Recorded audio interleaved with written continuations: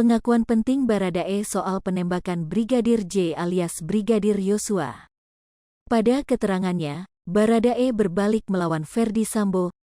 Tersangka pembunuhan Brigadir J, Barada Richard Eliezer alias Baradae menyebut Ferdi Sambo juga ikut menembak korban di rumah dinas Komplek Polri Duren 3, Jakarta Selatan. Pengakuan Baradae ini sekaligus merubah keterangan awal soal skenario Ferdi Sambo. Baradae sendiri saat ini sudah mencabut keterangan awal dan merubah keterangan dengan sejujur-jujurnya.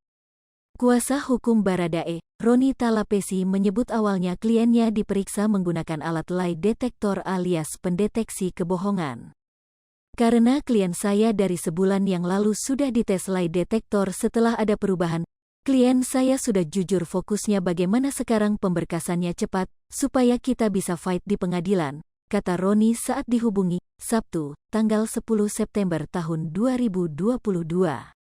Dalam pemeriksaan lie detector, Baradae diperiksa soal posisi Baradae mulai dari Magelang, Jawa Tengah hingga di lokasi penembakan Brigadir J.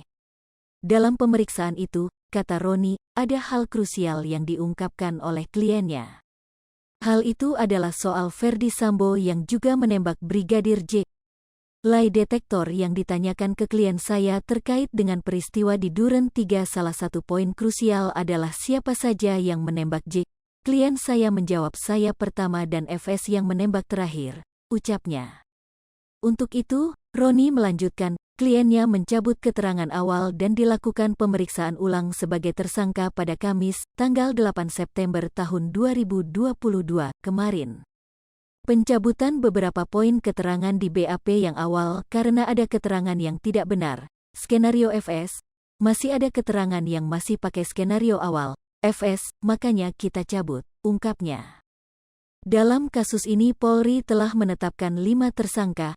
Para tersangka adalah Irjen Ferdi Sambo, istrinya Putri Chandrawati, serta ajudan mereka yakni Barada Richard Eliezer atau Baradae, Brigadir Riki Rizal atau Brigadir RR, dan Kuat Maruf. Kuat Maruf adalah sopir sekaligus asisten rumah tangga Putri Chandrawati.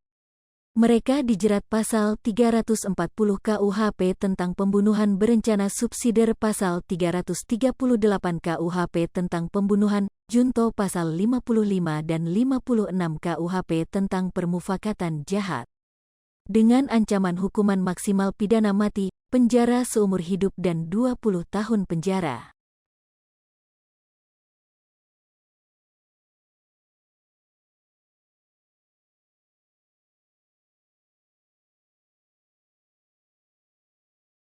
Hai pemirsa Sri Popo TV, jangan lupa komen, like, dan subscribe, serta tonton terus berita-berita terupdate lainnya ya.